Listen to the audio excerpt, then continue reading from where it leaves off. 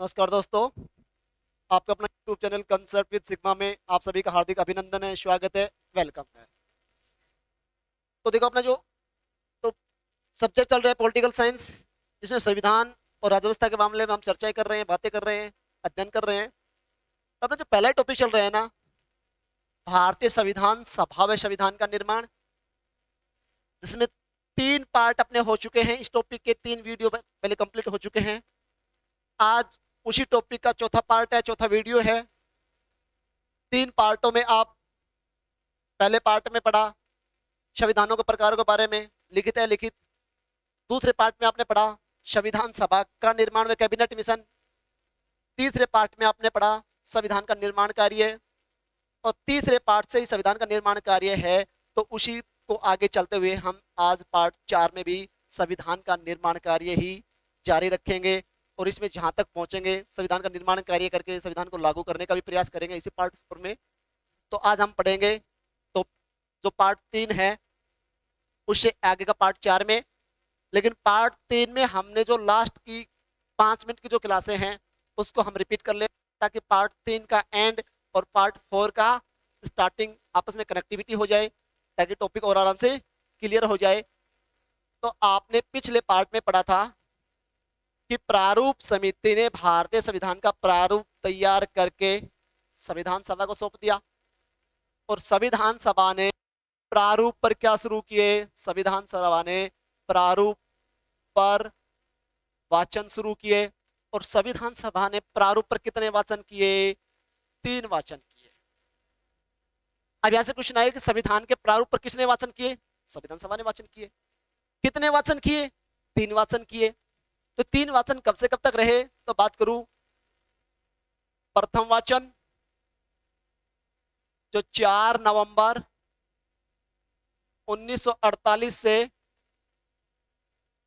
9 नवंबर 1948 तक चला, और इस प्रथम वाचन में जो संविधान का प्रारूप तैयार किया गया था, उस प्रारूप का प्रस्तुतिकरण किया गया, और प्रस्तुतिकरण किया गया डॉक्टर सर्वपल्ली राधाकृष्णन के द्वारा। प्रारूप पर दूसरा वाचन, और दूसरा वाचन चला 15 नवंबर 1948 से 17 अक्टूबर। अब नवंबर के बाद अक्टूबर आ रहा है, तो सीधी सी सौभाग्य से बात है 48 में नहीं आएगा, 49 में आएगा। तो 17 अक्टूबर 1949 तक दूसरा वाचन। दूसरे वाचन में संविधान सभा ने संविधान के प्रारूप पर गहराई से विचार विमर्श किया। इस दूसरे वाचन के दौरान प्रारूप में कुछ परिवर्तन करने के लिए, संशोधन करने के लिए, बदलाव करने के लिए संशोधन प्रस्ताव लाए गए 7635, जिसमें से 2473 संशोधन प्रस्ताव पारित हुए।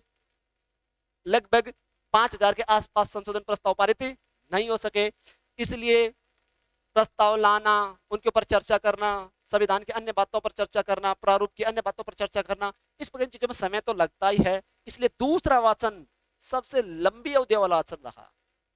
मैं पुनः रिपीट कर रहा हूं, संविधान सभा द्वारा प्रारूप पर किए गए वाचनों में से सबसे लंबी अवधि वाला वाचन कौन सा रहा? तो सबसे लंबी अवधि वाला वाचन रहा दूसरा वाचन, जो लगभग 1 साल तक चला था।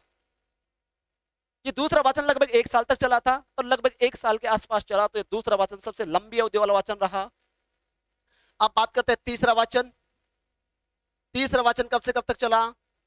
तो संविधान सभा के द्वारा संविधान के प्रारूप पर तीसरा वाचन किया गया 14 नवंबर 1949 से लेकर 26 नवंबर 1949 तक तीसरा वाचन तैयार किया गया। और इस तीसरे वाचन के दौरान संविधान सभा ने संविधान के प्रारूप को संविधान के रूप में स्वीकार कर लिया। और ये तीसरा वाचन जब स्टार्ट हुआ, तो उस समय संविधान सभा का कौन सा अधिवेशन चला? उस समय संविधान सभा का 11वां अधिवेशन स्टार्ट हुआ, 11वां सेशन स्टार्ट हुआ। इसका मतलब यह है कि संविधान सभा के द्वारा प्रारूप पर चर्चा करने जो तीसरा वाचन स्टार्ट किया गया था, तो तीसरा वाचन स्टार्ट हुआ, तो उसी समय कौन सा अधिवेशन भी स्टार्ट हुआ? तीसरे वाचन के साथ साथ 11वां अधिवेशन भी स्टार्ट हुआ। और 11वां अधिवेशन कब से कब तक चला था?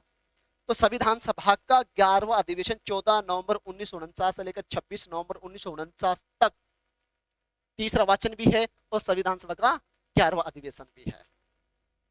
इस संविधान सभा ने इस 11वें अधिवेशन के दौरान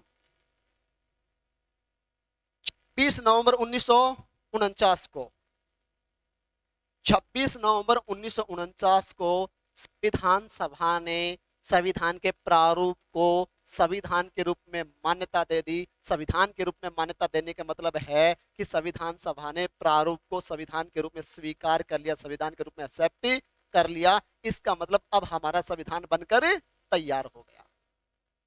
तो भारत का संविधान कब बनकर तैयार हुआ? भारत का संविधान बनकर तैयार हुआ 26 नवंबर 1949 के दिन भारत का संविधान बनकर तैयार हुआ।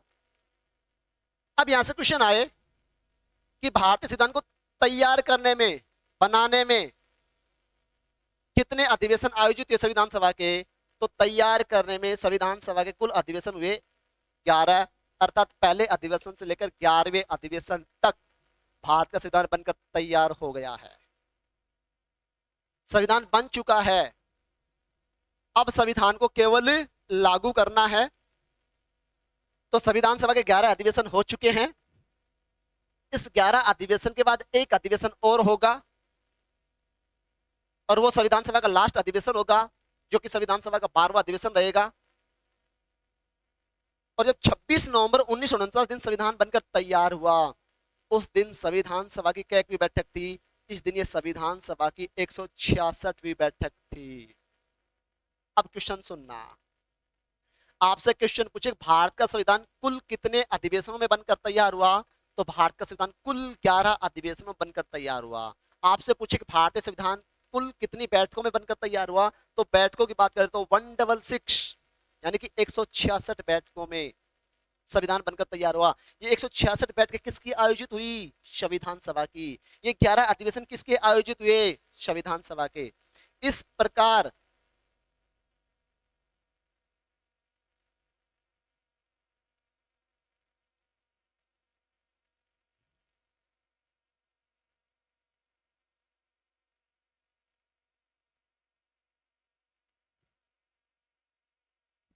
इस प्रकार 26 नवंबर 1949 के दिन संविधान बनकर क्या हो गया?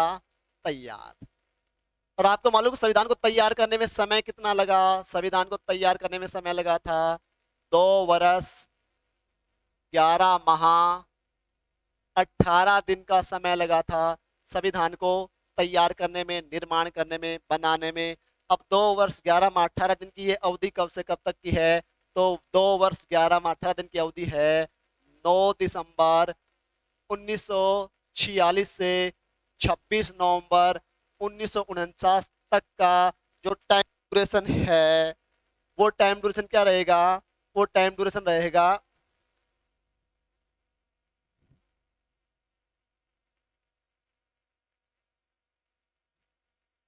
एक मिनट रुकना भाई, मैं अभी थोड़ी सी क्लियरिटी कर देते हैं। हाँ, 2 वर्ष 11 माह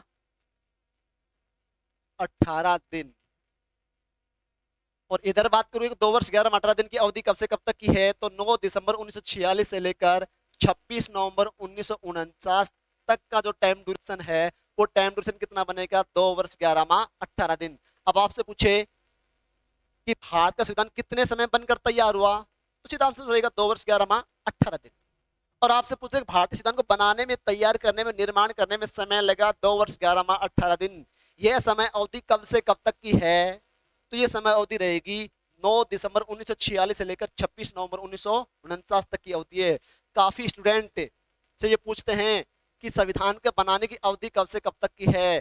तो अधिकांश स्टूडेंट यहाँ तो सही बता देते हैं कि 9 दिसंबर 1946, लेकिन इस वाली अवधि के स्थान पर पहुंच जाते हैं 1950 में। अरे जब आप 1950 में पहुंचोगे तो ये समय अवधि 3 साल से ज्यादा जा रही है, और 3 साल से ज्यादा जा रही है तो फिर ये चीज गलत कहलाएगी कि 2 वर्ष 11 माह 18 दिन, जबकि सभी को मालूम है कि संविधान को बनाने में, तैयार करने में, निर्माण करने में समय लगा था 2 वर्ष 11 माह 18 दिन।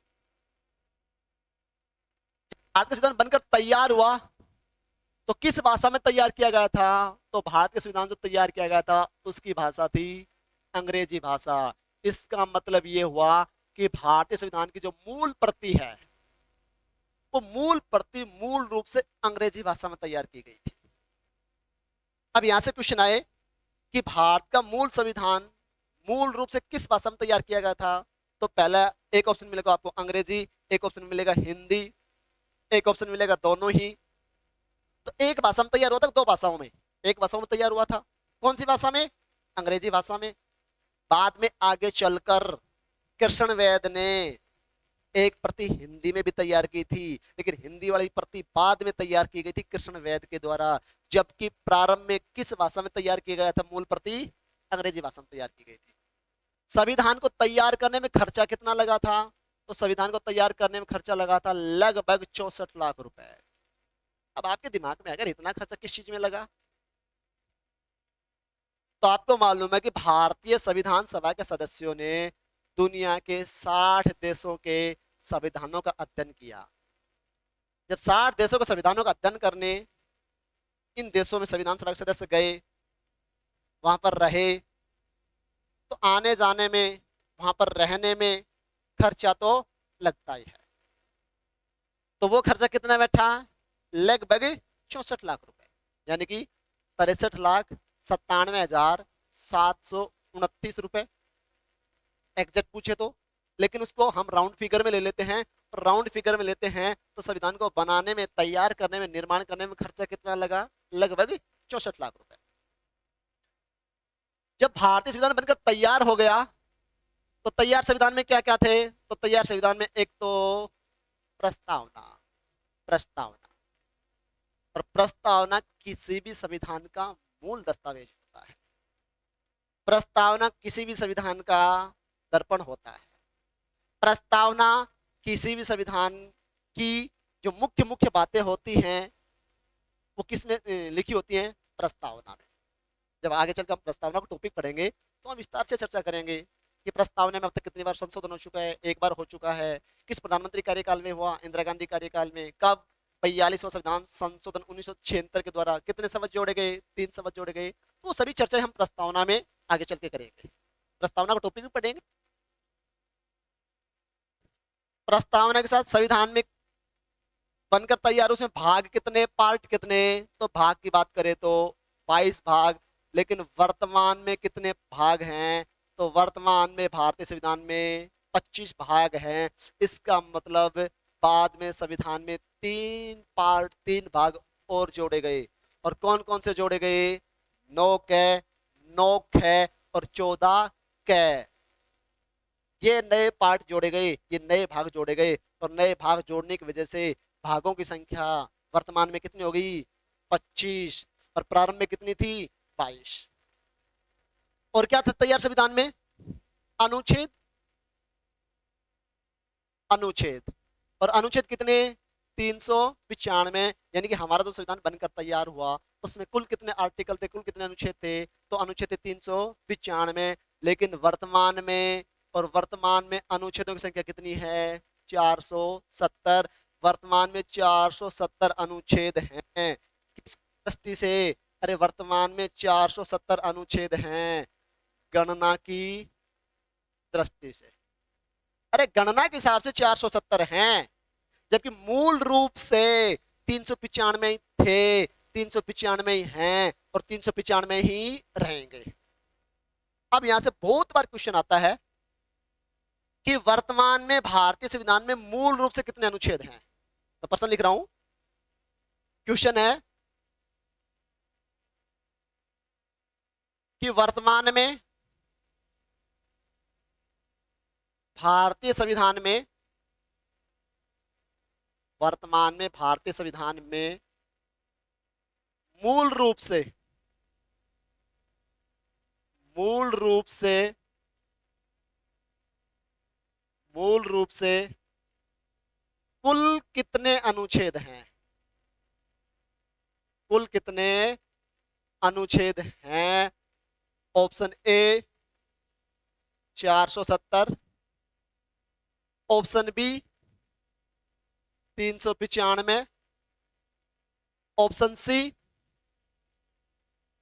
301, ऑप्शन डी अनिश्चित, ऑप्शन डी अनिश्चित। क्वेश्चन पुनः रिपीट कर रहा हूं। वर्तमान में भारतीय संविधान में मूल रूप से कुल कितने अनुच्छेद हैं? अर्थात वर्तमान में कुल कितने आर्टिकल हैं?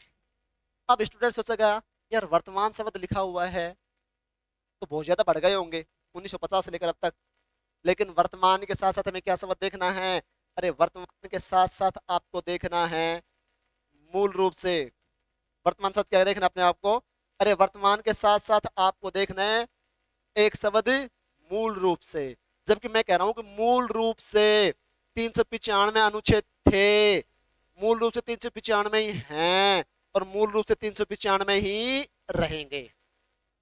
और एग्जाम में मूल रूप से पूछता है, कभी भी गणना की दृष्टि से नहीं पूछता है। क्योंकि स्टूडेंट सोचेगा यार ऑप्शन 470 भी है और हमने गणना की दृष्टि से 470 भी पढ़ा है। अरे गणना की दृष्टि से नहीं पूछ रहे हैं, अरे देखो मूल रूप से। पर किसी भी चीज का मूल रूप वो होता है जो इसका स्टार्टिंग टाइम होता है, और स्टार्टिंग टाइम बोलो तो जिस समय हमारा संविधान लागू हुआ, बनकर तैयार हुआ, उसमें कुल अनुच्छेद कितने थे, वो इसका मूल रूप। और जब हमारा संविधान बनकर तैयार हुआ उस समय इसमें कितने अनुच्छेद थे? तो 395। तो मूल रूप से 395 ही हैं, 395 ही थे और 395 ही रहेंगे। ये बहुत बहुत बार क्वेश्चन आता है यहाँ से, और अधिकांश बच्चे क्या करते हैं इसको गलत, और आंसर क्या रहेगा? अनुच्छेद 395।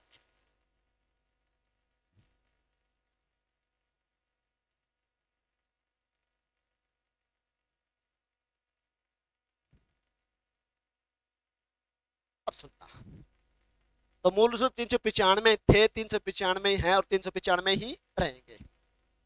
26 नवंबर 1949 दिन से भारतीय संविधान बनकर तैयार हो गया।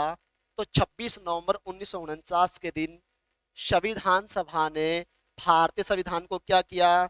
संविधान सभा ने भारतीय संविधान को अंगीकृत किया। क्या किया? अंगीकृत। अब यहां से क्वेश्चन आता है कि भारतीय संविधान सभा ने संविधान को कब अंगीकृत किया? अरे अंगीकृत करने वाले का है स्वीकार करना। तो संविधान सभा ने भारतीय संविधान को स्वीकार किया, अंगीकृत किया 26 नवंबर 1949 को। अंगीकृत किया, आत्मर्पित किया।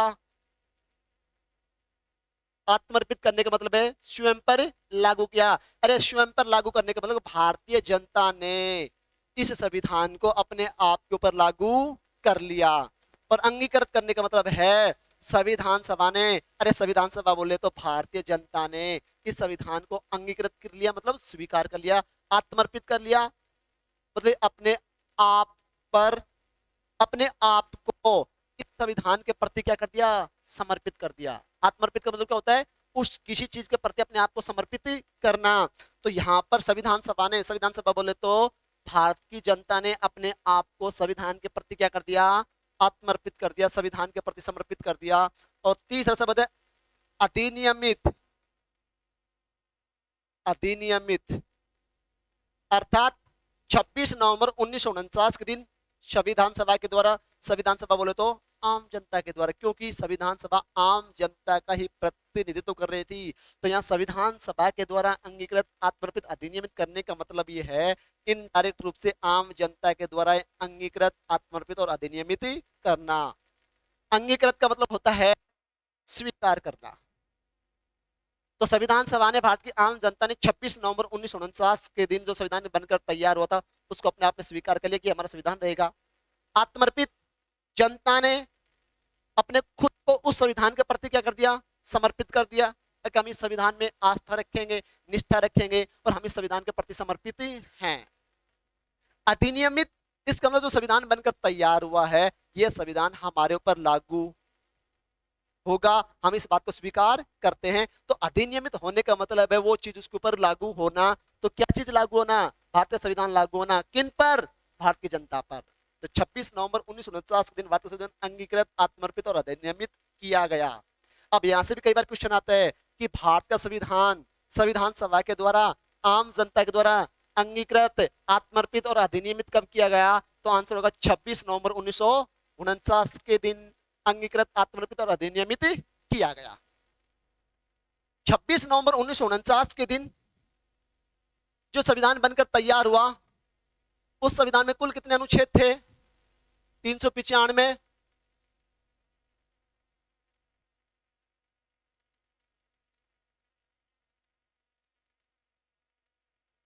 इसको सेट कर लेते अच्छे से।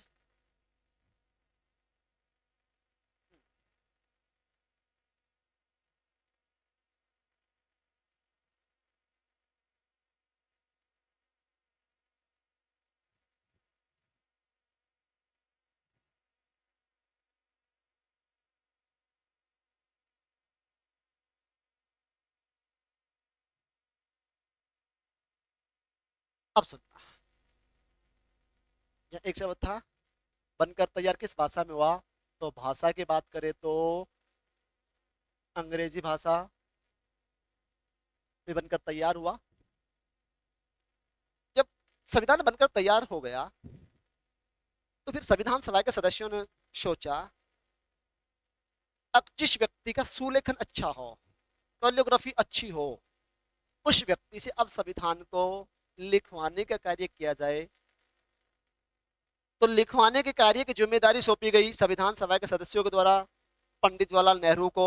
और पंडित जवाहरलाल नेहरू को यह जिम्मेदारी सौंपी गई, भारतीय संविधान बनकर तैयार हो गया, अब कोई व्यक्ति ऐसा सर्च किया जाए जो इसको अच्छी सी राइटिंग में लिख सके। तो पंडित जवाहरलाल नेहरू ने संविधान को अच्छी सी राइटिंग में लिखने के लिए, सुलेखन कार्य के लिए, कोरियोग्राफी कार्य के लिए किसी व्यक्ति को सर्च करना शुरू किया। और सर्च करते करते पंडित जवाहरलाल नेहरू पूछ गए बंगाल में। और बंगाल में एक व्यक्ति से मुलाकात हुई जिसका नाम था प्रेम बिहारी। इसका नाम क्या था? प्रेम बिहारी नारायण रायजादा। प्रेम बिहारी नारायण रायजादा को पंडित जवाहरलाल नेहरू ने भारतीय संविधान को लिखने के लिए निवेदन किया। तो अब प्रेम बिहारी नारायण रायजादा के बाद ऊपर थोड़ी हल्की सी डिटेल में बात करेंगे, लेकिन आगे चलकर करेंगे थोड़ी सी बात। तो इस दिन संविधान बनकर तैयार हो गया। संविधान में कुल कितने अनुच्छेद थे? 395।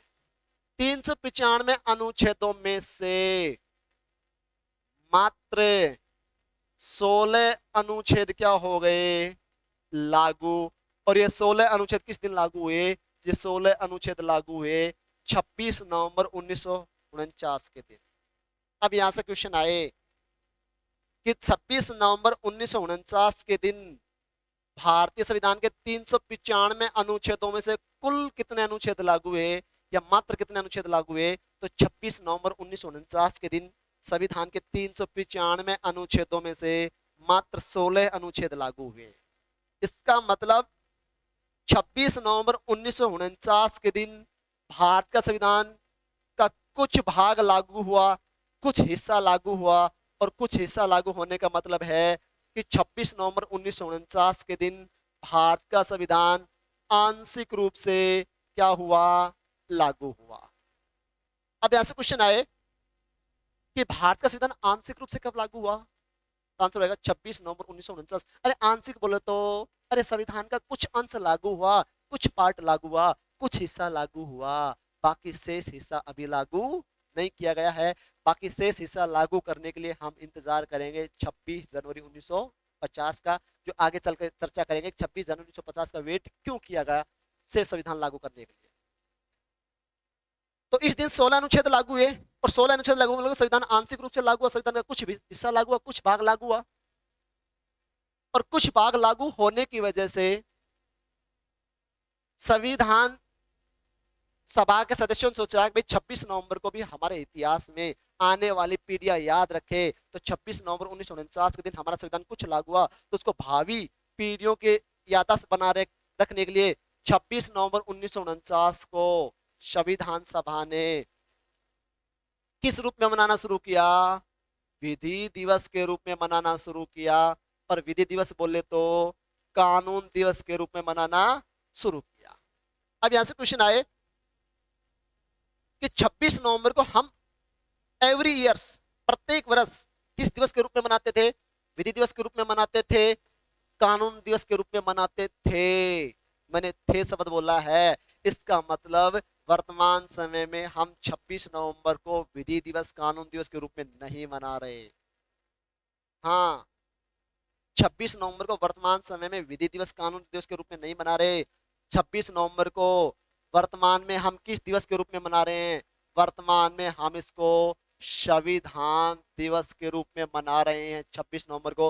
और संविधान दिवस के रूप में कब से मनाते हैं? हम संविधान दिवस के रूप में मना रहे हैं इसे सन 2015 से। इसका मतलब ये हुआ सन 2015 से पहले हम प्रत्येक साल 26 नवंबर को विधि दिवस के रूप में मनाते आ रहे थे, कानून दिवस के रूप में मनाते आ रहे थे। लेकिन सन 2000 से सन 2015 से हमने 26 नवंबर को विधि दिवस कानून दिवस के स्थान पर किस रूप में मनाना शुरू कर दिया? संविधान दिवस के रूप में। अब यहाँ से क्वेश्चन आए कि वर्तमान में हम प्रत्येक साल संविधान दिवस किस तारीख को मनाते हैं? जब यहाँ से क्वेश्चन आता है कि वर्तमान समय में हम संविधान दिवस किस तारीख को मनाते हैं, तो सुन लेना आंसर ऑप्शन क्या मिलेंगे। अब ध्यान से सुनना। हाँ, मेरा क्वेश्चन है वर्तमान में प्रत्येक वर्ष संविधान दिवस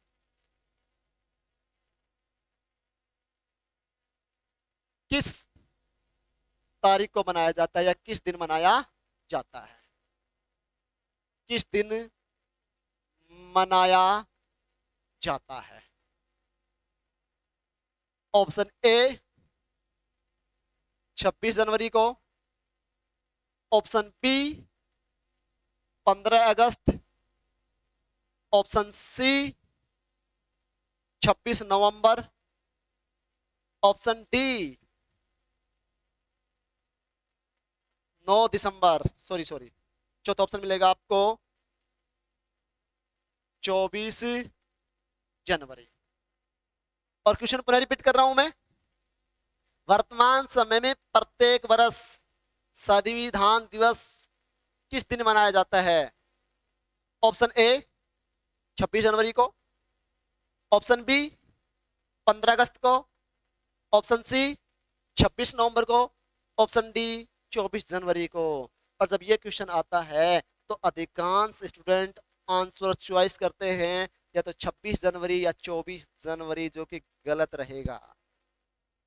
अधिकांश स्टूडेंट 26 जनवरी क्यों चॉइस करते हैं? अरे स्टूडेंट ये सोचते हैं कि हमारा संविधान तो 26 जनवरी को लागू हुआ, इसलिए उसको संविधान दिवस के रूप में मनाते होंगे, ऐसा उनका अनुमान होता है। उन्हें कन्फर्म मालूम नहीं, यू तुक्का लगाते हैं। लेकिन ध्यान रखना साथियों, तुक्कों से कभी भी एग्जाम फाइट नहीं होता है। आपके तुक्के से कुछ क्वेश्चन सही हो सकते हैं, बाकी आप सिलेक्शन नहीं ले सकते हो सारे तुक्कों से।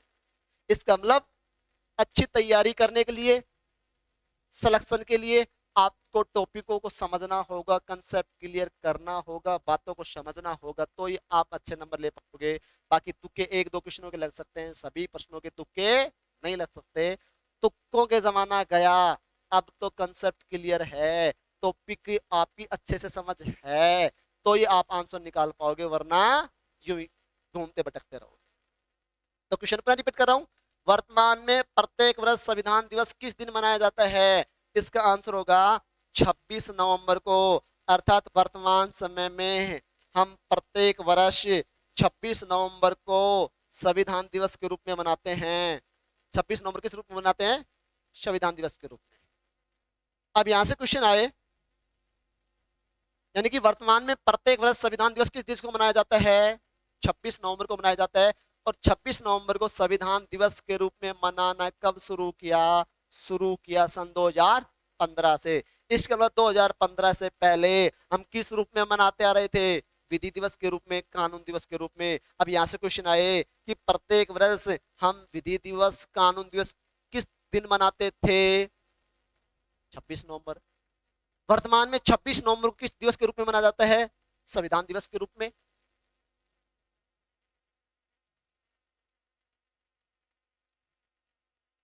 अब सुनना,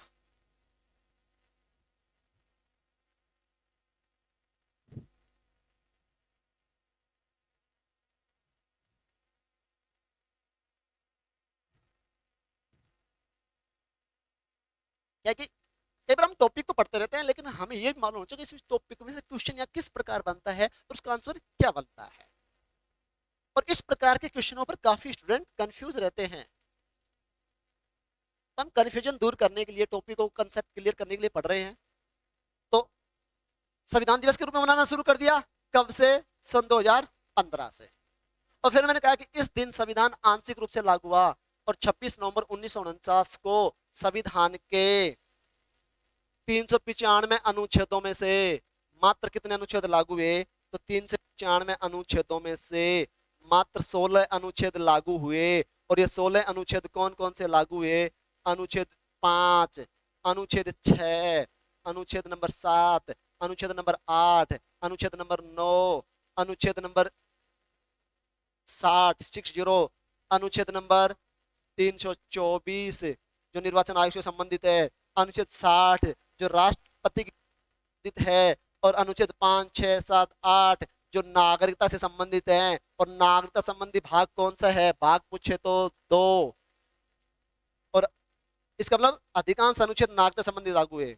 अनुच्छेद 60 का संबंध राष्ट्रपति पद की शपथ है। अनुच्छेद 324 का संबंध भारत निर्वाचन आयोग।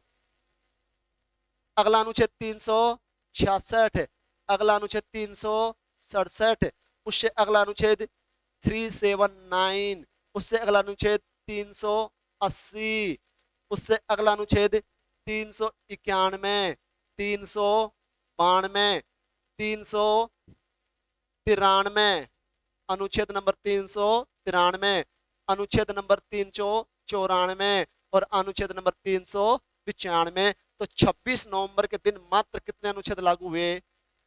16 अनुच्छेद लागू हुए। हाँ, एक क्लियर कर देता हूं, अधिकांश गाइडों में और अधिकांश वीडियो में कुछ लोग क्या बताएंगे, अब इस दिन 15 अनुच्छेद लागू हुए, लेकिन मैं दावे के साथ कह रहा हूं, गारंटी के साथ कह रहा हूं कि 15 अनुच्छेद लागू हुए। इस दिन कितने अनुच्छेद लागू हुए?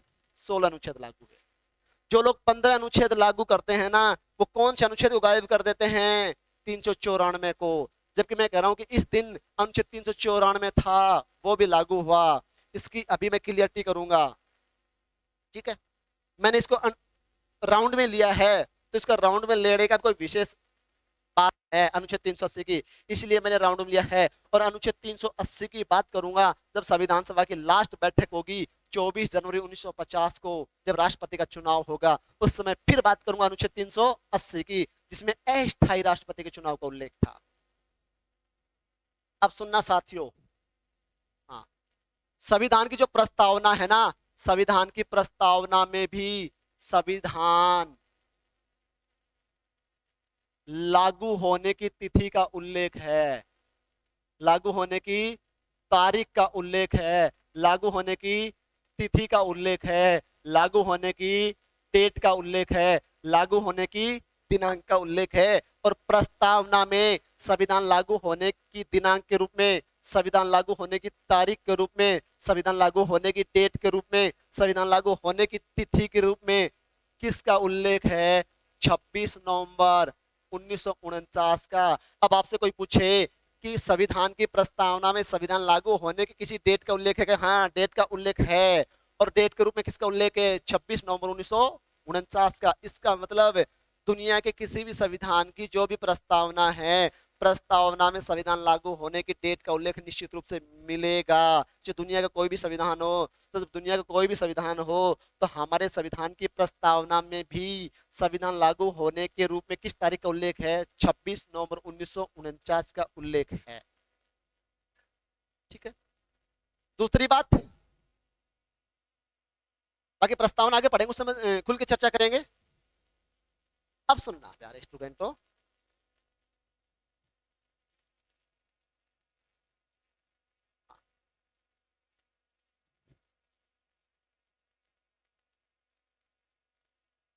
अब सुनना, मैंने कहा कि इस दिन 395 अनुच्छेदों में से कितने अनुच्छेद लागू हुए? 16 अनुच्छेद लागू हुए। 16 अनुच्छेद कौन कौन से हैं? अभी चर्चा करेंगे। देखो अब सुनना, ये अनुच्छेद लागू है। अब सुनना, अनुच्छेद 394 और अनुच्छेद 394 में क्या लिखा हुआ है, पहले तो वो समझो। अनुच्छेद 394 में लिखा हुआ है, इस अनुच्छेद सहित, इस अनुच्छेद सहित, और इस अनुच्छेद सहित बोले तो अनुच्छेद 394 से इस अनुच्छेद सहित, इस अनुच्छेद सहित 26 नवंबर 1949 को अनुच्छेद 5, 6, 7, 8, 9, अनुच्छेद 60, अनुच्छेद 324, अनुच्छेद 366, अनुच्छेद नंबर 367, अनुच्छेद नंबर 300, अनुच्छेद 379, अनुच्छेद नंबर 380, अनुच्छेद नंबर 391, अनुच्छेद नंबर 392, अनुच्छेद नंबर 393 और अनुच्छेद नंबर 395, अनुच्छेद नंबर 395। अब आप कहोगे कि यहाँ तो आपने अनुच्छेद 394 लिखा, लेकिन यहाँ अनुच्छेद 394 नहीं लिखा, 393 के बाद सीधा 395 अनुच्छेद लिख दिया। इसकी वजह मैं क्या बता रहा हूं, क्योंकि मैंने यहाँ लिख लिया इस अनुच्छेद सहित, इस अनुच्छेद सहित बोले तो अनुच्छेद 394 सहित 26 नवंबर को ये अनुच्छेद लागू हुए। और जब इन अनुच्छेदों को गिनेंगे और फिर इसमें 394 शामिल करेंगे तो अनुच्छेदों की संख्या कितनी हो जाएगी, 16। एक बार काउंटिंग करके देख लो, 1 2 3 4 5 6 7 8 9 10 11 12 13 14 15, 15 तो ये अनुच्छेद हो गए। और कौन सा अनुच्छेद और बच गया, अनुच्छेद 394 कौन सा अनुच्छेद हो गया, 16। तो इस दिन बोले तो 26 नवंबर 1949 के दिन 395 अनुच्छेदों में से कितने अनुच्छेद लागू हुए, 16। आज के बाद दिमाग से निकाल देना 15 वाली, कितने अनुच्छेद लागू हुए, 16। अब सुन दूसरी बात, अनुच्छेद 394 में अब आपसे पूछे हमारे संविधान की लागू होने की दिनांक का, डेट का उल्लेख कितनी जगह है, तो संविधान लागू होने की, अब सुनना, संविधान लागू होने की दिनांक, दिनांक बोले तो तारीख, और तारीख बोले तो डेट का उल्लेख संविधान में कितनी जगह है, 2 जगह है, 2 स्थानों पर है। और उदय स्थान कौन कौन से हैं, एक तो है प्रस्तावना में, और प्रस्तावना में कौन सी तिथि का उल्लेख है, प्रस्तावना में उल्लेख है 26 नवंबर 1949 का। जबकि दूसरी जगह कहां है, दूसरी जगह है अनुच्छेद 394। अब सुनना स्टूडेंट, मैंने आपसे कहा था कि भारतीय संविधान लागू होने की जो डेट है उनका कहीं उल्लेख है क्या, संविधान में कहीं प्रावधान है क्या, हाँ। भारतीय संविधान लागू होने की डेट का उल्लेख, दिनांक उल्लेख संविधान में कितनी जगह है, 2 जगह हैं। कहां कहां, प्रस्तावना में और आर्टिकल में। प्रस्तावना में कितनी डेट का उल्लेख है, एक डेट का, कौन सी का, 26 नवंबर 1949 का। जबकि आर्टिकल में कितनी डेटों का उल्लेख है, 2 डेटों का उल्लेख है। और कौन से आर्टिकल में, आर्टिकल 394 में। अब सुनना,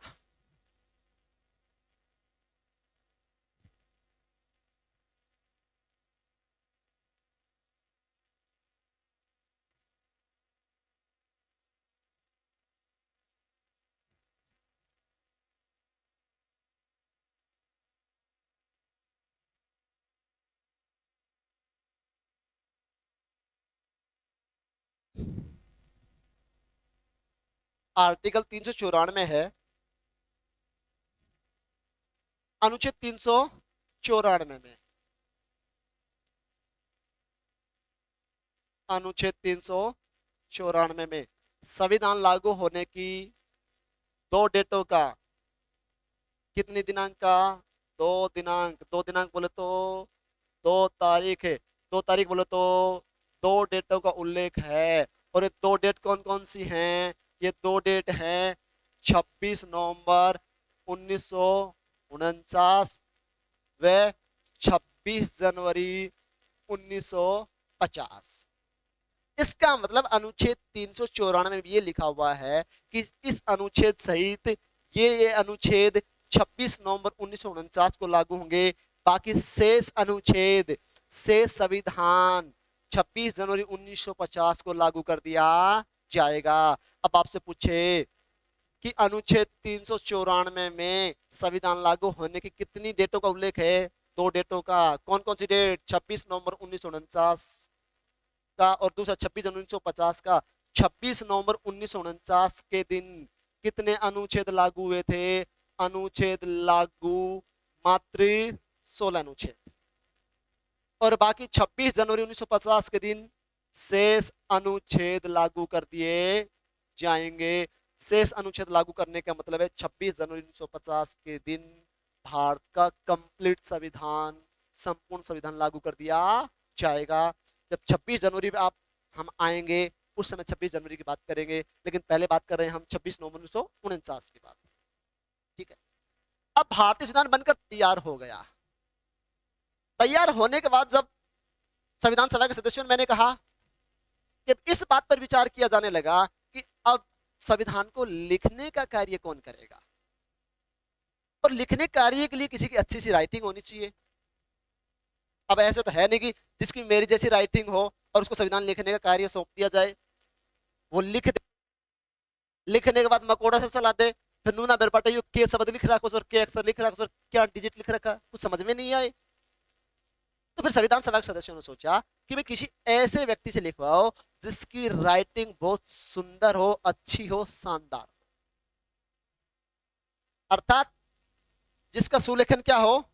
अच्छा हो। सभा के सदस्यों ने संविधान को लिखवाने के लिए ऐसे व्यक्ति को सर्च करने का प्रयास किया गया जिसका सुलेखन क्या हो? अच्छा हो। सुलेखन कार्य करने के लिए। और सुलेखन कार्य करने वालों को क्या बोलते हैं? कोरियोग्राफी। तो किसी ऐसे व्यक्ति को देखा जाए जिसकी कोरियोग्राफी अच्छी हो, जिसका सुलेखन अच्छा हो। तो सुलेखन अच्छे व्यक्ति को करवाने के लिए संविधान सभा के सदस्यों ने यह जिम्मेदारी सौंपी पंडित जवाहरलाल नेहरू पे, किसी ऐसे व्यक्ति को सर्च करे जो संविधान को अच्छा सा लिख सके, सुलेखन कार्य अच्छा कर सके। ये जिम्मेदारी पंडित जवाहरलाल नेहरू को दी गई और पंडित जवाहरलाल नेहरू ने सुलेखन कार्य करने के लिए सर्च करना प्रारंभ किया। और सर्च करते करते वो कहाँ पहुंच गए? बंगाल पहुंच गए। और बंगाल में उनकी मुलाकात हुई किनसे? प्रेम बिहारी, प्रेम बिहारी नारायण रायजादा, रायजादा। अरे पूरा एक ही नाम है रे, प्रेम बिहारी नारायण रायजादा। तो पंडित जवाहरलाल नेहरू की बंगाल में मुलाकात हुई प्रेम बिहारी नारायण रायजादा से। तो पंडित जवाहरलाल नेहरू ने देखा कि इसकी राइटिंग बहुत अच्छी, इसका सुलेखन कार्य बहुत अच्छा है, इसकी कोरियोग्राफी बहुत अच्छी है। तो पंडित जवाहरलाल नेहरू ने प्रेम बिहारी नारायण रायजादा से निवेदन किया कि हमारे जो देश का संविधान बनकर तैयार हो गया है उस संविधान को अब आप लिखने का कार्य कर दीजिए। हम आपसे निवेदन करते हैं कि लिखने की जिम्मेदारी ले लीजिए, सुलेखन कार्य करने की जिम्मेदारी ले लीजिए, कोरियोग्राफी की जिम्मेदारी ले लीजिए। तो प्रेम बिहारी नारायण रायजादा ने कहा कि हाँ, मैं भारतीय संविधान का सुलेखन का कार्य कर दूंगा, कोरियोग्राफी का कार्य कर दूंगा। तो फिर पंडित जवाहरलाल नेहरू ने कहा कि इस कार्य के लिए आप क्या वेतन लेओगे? वेतन की बात चली, किसके लिए आप क्या मेहनताना लेओगे, कितने पैसे लेओगे, क्या वेतन लेओगे? तो प्रेम बिहारी नारायण रायजादा ने कहा कि नेहरू जी आप ही बता दीजिए कि संविधान सभा इस कार्य के लिए मुझे कितना पैसा दे सकती है। तो पंडित जवाहरलाल नेहरू ने कहा कि संविधान का सुलेखन कार्य करने के लिए संविधान सभा आपको 21,000 रुपए दे सकती है। कितने रुपए दे सकती है? 21,000। अरे उस जमाने में 21,000 रुपए बहुत होते थे। अरे बात कब की है? 1949 की है। और 1949 में 21,000 रुपए अपने आप में बहुत मायने रखता था। अरे वर्तमान समय तो मान लीजिए 21,000 रुपए इतना मायने नहीं रखता है, लेकिन उस समय अपने आप में बहुत मायने रखता था 21,000 रुपए। बहुत बड़ी रकम होती थी उस समय 21,000। तो प्रेम बिहारी नारायण राय यादव ने कहा कि नेहरू जी, भारतीय संविधान के सुलेखन कार्य करने के लिए, भारतीय संविधान की कोरियोग्राफी करने के लिए मैं किसी प्रकार का कोई मेहनताना, किसी प्रकार का कोई वेतन, किसी प्रकार का कोई पैसा नहीं लूंगा। देखो कितनी बड़ी हिम्मत थी व्यक्ति की, कि कुछ व्यक्ति तो पैसे से चिपक जाते हैं और उस व्यक्ति ने पैसे के ऑफर को ठुकरा दिया, नकार दिया। उस जमाने में 21,000 को, अरे उस जमाने के 21,000, अरे वर्तमान में 21 लाख के समान है रे। अरे किसी को 21 लाख का ऑफर मिले तो व्यक्ति उसको एक्सेप्ट कर लेता है, लेकिन इसने कहा कि मैं संविधान का सुलेखन कार्य करूंगा, संविधान की कोरियोग्राफी का कार्य करूंगा, लेकिन उसके एवज में किसी भी प्रकार का एक भी रुपए, किसी भी प्रकार का कोई भी मेहनताना नहीं लूंगा। तो पंडित जवाहरलाल नेहरू को बड़ी अच्छी बात है यार, किस कार्य के लिए आप कोई मेहनताना नहीं ले रहे हो। हाँ, प्रेम बिहार नरेंद्र का मैं मेहनताना नहीं लूंगा, लेकिन जो संविधान का सुलेखन का कार्य करूंगा, संविधान के लिखने का कार्य करूंगा, तो सुलेखन कार्य करने पर मेरी एक शर्त है। अगर वो शर्त आपको और संविधान सभा के सदस्यों को मंजूर है तो मैं संविधान के सुलेखन कार्य का, संविधान की कोरियोग्राफी का कार्य कर दूंगा। तो नेहरू का भाई प्रेम बिहारी नारायण आजाद जी, आपकी क्या शर्त है? पहले शर्त बताओ। हो सकता है हम उसको स्वीकार कर भी ले और नहीं भी। पहले शर्त तो बताओ। सामान्य शर्त है, कोई जटिल शर्त है, कोई विशेष शर्त है? तो प्रेम बिहारी नारायण आजाद ने कहा कि जो संविधान का सुलेखन का कार्य करूंगा, संविधान के कोरियोग्राफी का कार्य करूंगा, तो उस कार्य करने के एवज में मेरी ये शर्त है कि मैं संविधान के प्रत्येक पेज पर, ध्यान से सुनना, संविधान के प्रत्येक पेज पर क्या करूंगा? अपना नाम लिखूंगा। यानी कि प्रेम बिहारी नारायण आजाद की संविधान के सुलेखन कार्य के एवज में क्या कंडीशन थी, क्या शर्त थी? ये कंडीशन थी कि मैं संविधान का सुलेखन कार्य करूंगा, संविधान की कोरियोग्राफी का कार्य करूंगा, तो उसकी एवज में मैं संविधान के प्रत्येक पेज पर, संविधान के प्रत्येक पेज पर क्या करूंगा? मैं अपने हस्त, अपना नाम लिखूंगा। क्या नाम लिखूंगा? प्रेम बिहारी नारायण राय ज्यादा संविधान के प्रत्येक पेज पर लिखूंगा। एक शर्त। और दूसरी शर्त यह है कि संविधान के अंतिम पेज पर मैं मेरा नाम, यानी कि प्रेम बिहारी नारायण राजा का नाम लिखने के साथ साथ मेरे दादा जो मेरे गुरु के रूप में भी काम कर रहे हैं उनका नाम भी लिखूंगा। अर्थात संविधान के अंतिम पेज पर दो नाम लिखूंगा, प्रेम बिहारी नारायण दादा और उसके गुरु यानी कि प्रेम बिहारी नारायण दादा के गुरु यानी कि जिसका दादा भी था, जो गुरु के रूप में भी काम कर रहा था उसका दादा, उन दोनों का नाम लिखा जाएगा। अगर ये शर्त आपको मंजूर है और संविधान सभा को मंजूर है तो मैं संविधान को सुलेखन का कार्य, कोरियोग्राफी का कार्य आसानी से कर दूंगा। तो पंडित जवाहरलाल नेहरू कहा कि आपने जो प्रत्येक पेज पर स्वयं का नाम लिखने की और अंतिम पेज पर स्वयं के साथ साथ आपके दादाजी का नाम लिखने की जो शर्त रखी है वो शर्त हमें मंजूर है। और इस प्रकार ये शर्त मंजूर होने के बाद प्रेम बिहारी नारायण रायजादा ने संविधान के सुलेखन का कार्य किया, कोरियोग्राफी का कार्य किया। अब यहाँ से कई बार, बहुत बार क्वेश्चन आता है, राजस्थान में आरएस में आया हुआ है, राजस्थान के आंगनबाड़ी सुपरवाइजर में आया हुआ है, राजस्थान के टीचर भर्ती में आया हुआ है कि संविधान की कोरियोग्राफी का कार्य, संविधान के सुलेखन का कार्य किस व्यक्ति ने किया? तो प्रेम बिहारी नारायण रायजादा नाम के व्यक्ति ने संविधान के सुलेखन का, कोरियोग्राफी का कार्य किया। ठीक, इसके बदले में उसने क्या मेहनताना लिया, क्या पैसा लिया? इसके बदले में इसी प्रकार का कोई मेहनताना, कोई पैसा नहीं लिया। अब यहां से दूसरा क्वेश्चन बनता है कि संविधान के प्रत्येक पेज पर किस व्यक्ति के हस्ताक्षर हैं? जब प्रश्न आता है कि संविधान के प्रत्येक पेज पर किस व्यक्ति के हस्ताक्षर हैं, तो option A doctor Rajendra Prasad, Rajendra Prasad, option B Pandit Jawaharlal Nehru, option C Prem Bihari Narayan Raizada, option D Krishna Ved, Krishna Vaid. Question मैं रिपीट कर रहा हूं, संविधान के प्रत्येक पेज पर किस व्यक्ति का नाम लिखा हुआ है? Option A doctor Rajendra Prasad, option B Pandit Jawaharlal Nehru, option C Prem Bihari Narayan Raja, option C Krishna Vaid. जब इस प्रकार का क्वेश्चन आता है तो अधिकांश स्टूडेंट पकड़ेंगे या तो नेहरू को या राजेंद्र प्रसाद को, जबकि आंसर क्या होगा? प्रेम बिहारी नारायण राजा। लेकिन कई बार ऑप्शन चेंज कर देता है और कई बार इसमें आंसर ऑप्शन चेंज करेगा तो क्या डालेगा, और कई चेंज करके और इसमें नाम डाल देता है डॉक्टर भीमराव अंबेडकर का, डॉक्टर भीमराव अंबेडकर का। अब क्वेश्चन वही है कि भारतीय संविधान के प्रत्येक पेज पर किस व्यक्ति का नाम लिखा हुआ है, और जब ये क्वेश्चन आता है तो अधिकांश स्टूडेंट पकड़ेंगे ऑप्शन में अंबेडकर को। क्यों?